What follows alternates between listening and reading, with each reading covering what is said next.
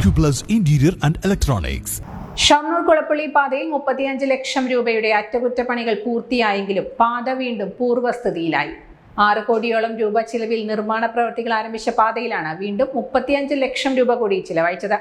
6 കോടിയോളം രൂപയുടെ BM&BC നിലവാരത്തിൽ നിർമ്മിക്കുന്ന പാതയുടെ പ്രവൃത്തികൾ കരാറുകാരൻ പാതി വഴിയിൽ ഉപേക്ഷിച്ചതാണ് പ്രശ്നത്തിന് കാരണം.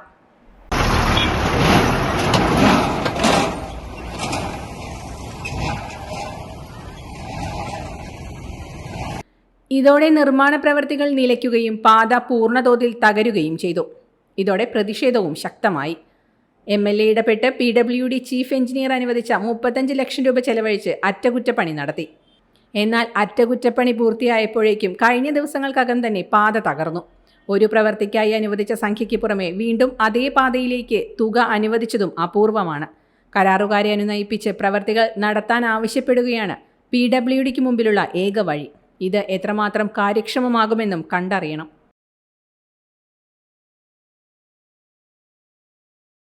Time kids pre school, Mannannur road, Vaniyamkulam. .view news. കാഴ്ചകളാണ് ലോകം, കണ്ടു തുടങ്ങുക.